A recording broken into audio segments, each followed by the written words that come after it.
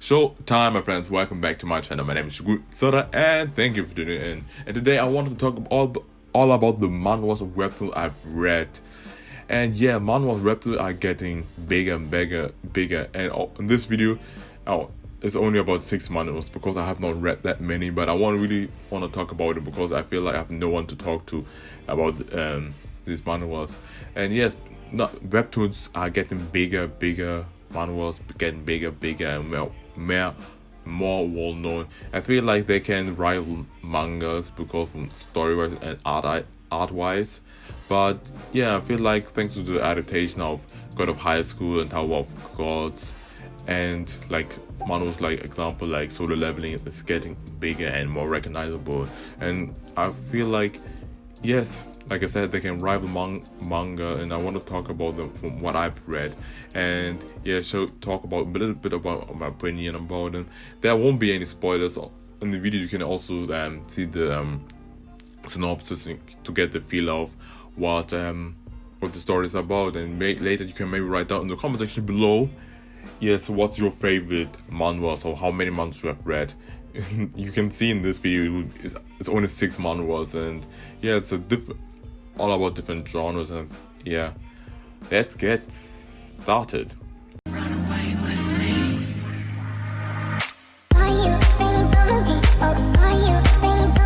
Okay, as number 6 you have Kenwood Innocence. It's a romance slice of life drama manhwa that is still going on. I discovered through TikTok under a video about a shy and a timid boyfriend with a cool popular girl for his girlfriend. That got me really interested. I really liked this dynamic of the couple, so I started reading it, and I'm really enjoying it. I really like the characters. Our MC Kenwood tries to be more confident and be a better person than then we have our female lead, King Hassel. I'm really sorry to mispronounce the names. I've never heard anyone really pronouncing the names. Also, these names are Korean, even though I'm not really diverse in Korean. I cannot speak Korean, and that's why I'm really sorry for mispronouncing the name. So yeah,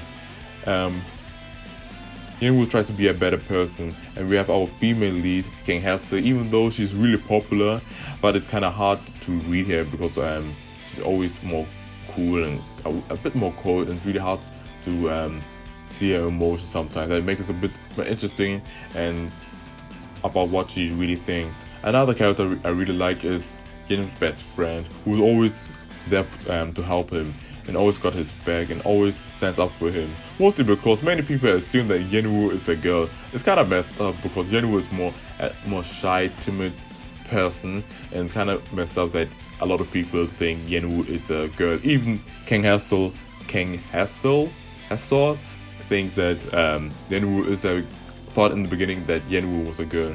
I like this story and how it's going, but I wish the relationship between Yenwoo and King Hassel would progress a bit faster, and they would be more open with each other and express their feelings more. But yeah, that makes it the 6th place. Doesn't mean it's bad, but I like the other manhwas, just enjoy them a bit more. The next manhwa is True Education. True Education has multiple names, like the Real Lesson or Get Schooled, but I will call it True Education because this is how I got to know it. The genre is action school drama and it's still ongoing.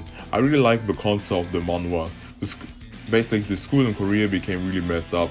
The students don't have any respect and are horrible to the teacher, and the teacher can do nothing because of an act that doesn't allow to punish the students.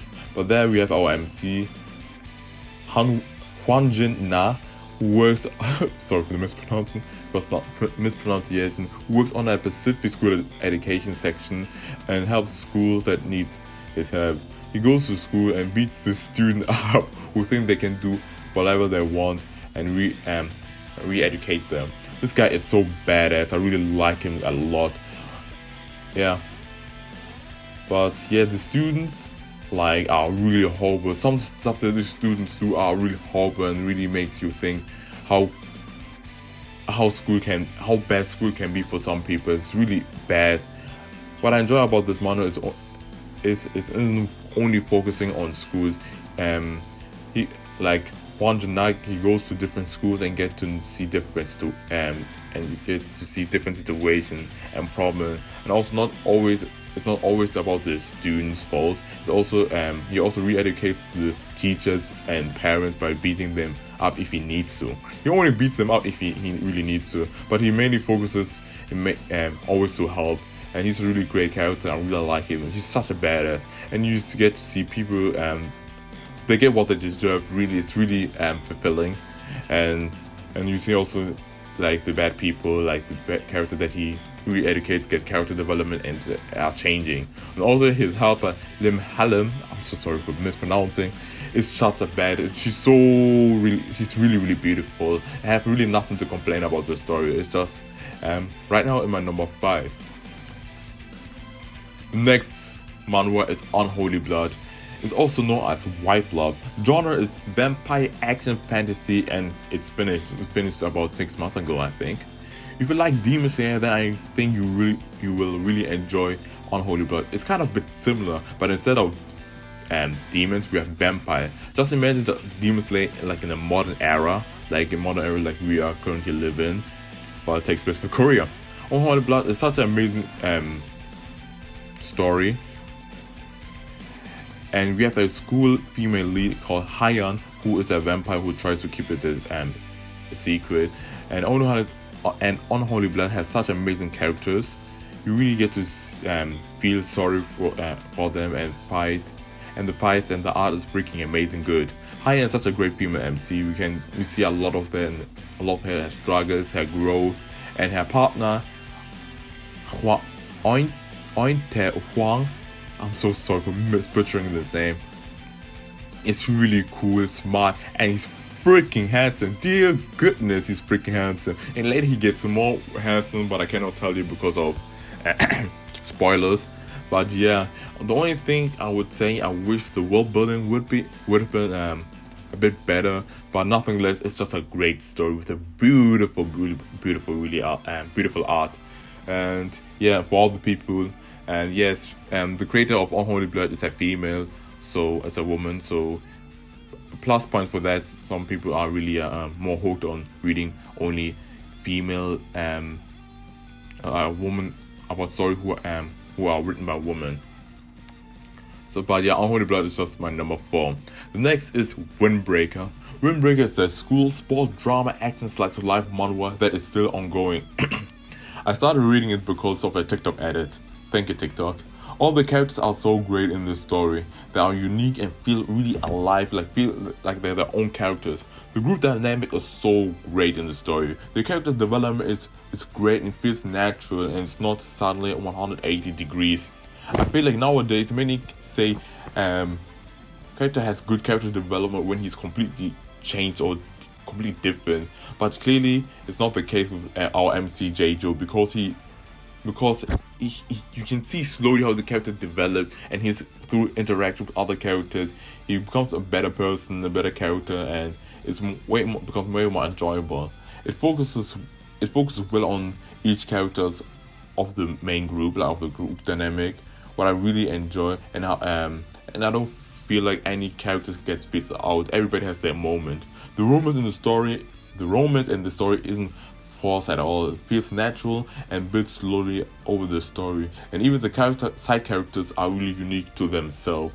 There's a lot of anime references early on, which is really quite funny. That's so hilarious. Sometimes the stuff I see. The art style is so good. You can clearly see how the art style improved over the time, and that is an art style that I really want personally achieve, because I want to be a mangaka, and the art style is really cool, and it's a similar art style that I want to achieve when I create my manga. The girls in the series are so freaking fine.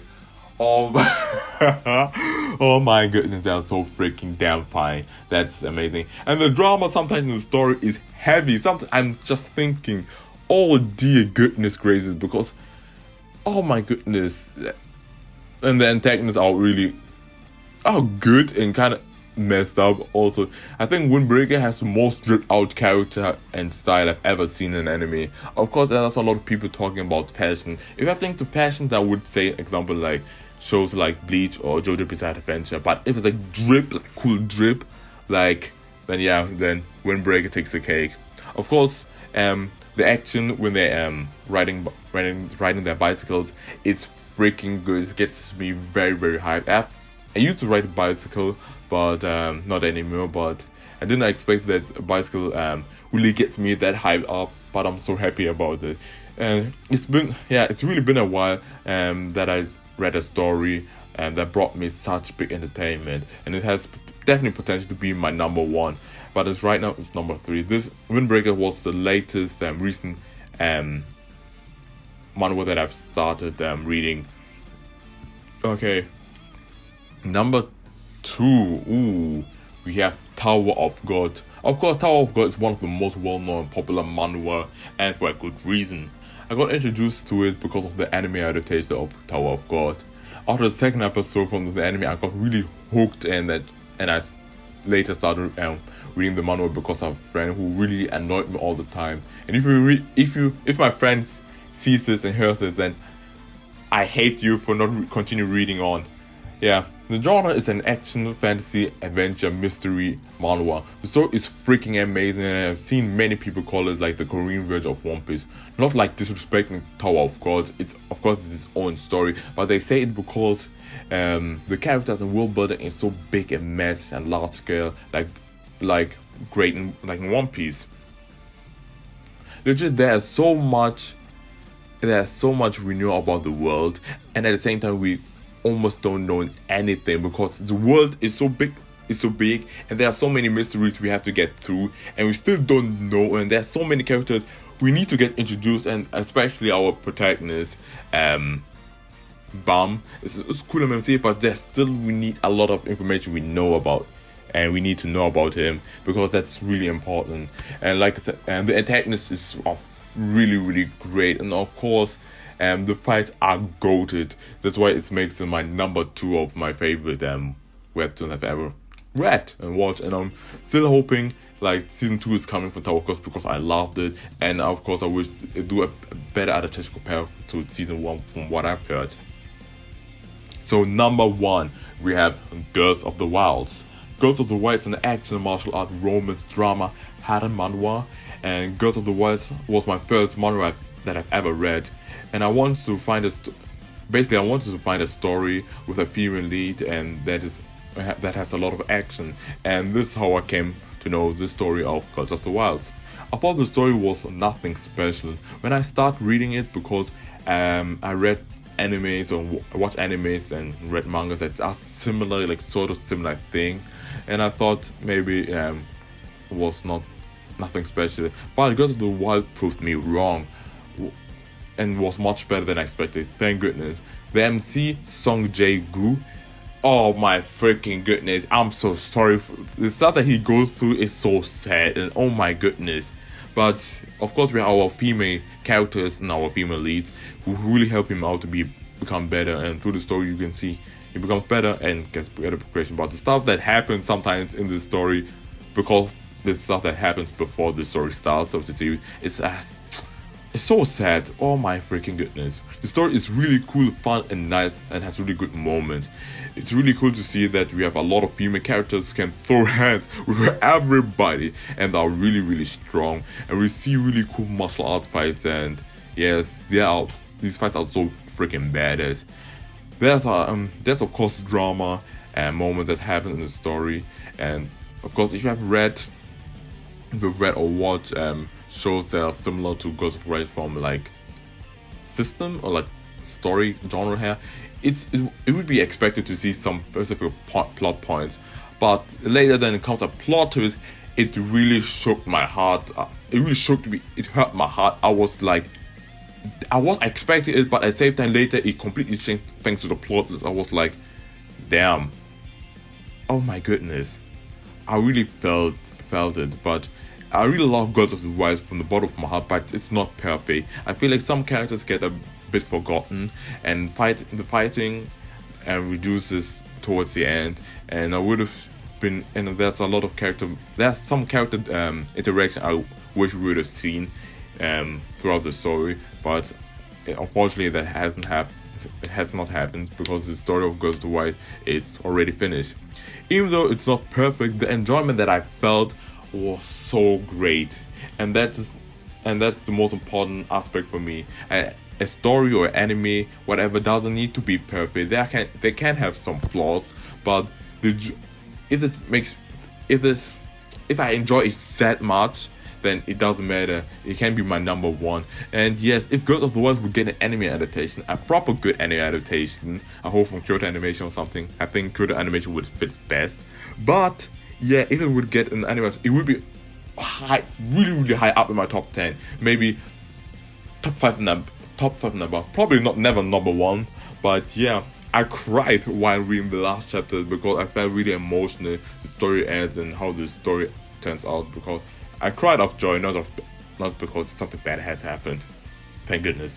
But yeah, that's it. These are all the manhwa that I've read. Number 6, Kenwood Innocence. Number 5, True Education.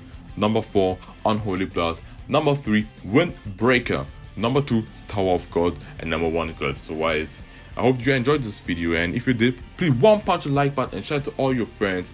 And yeah, you can write down in the comment section below, DM me on my social media, and you can discuss a bit about your opinion about your favorite manhwas that you read, or if you find any of them attractive, maybe try to check it out yourself. Yes, that's it. I hope you enjoyed it. Hopefully you see me. I'll see you next time in the next video. Let your life shine bright. My name is Shogun Zorra, and don't forget, life is Showtime. Peace.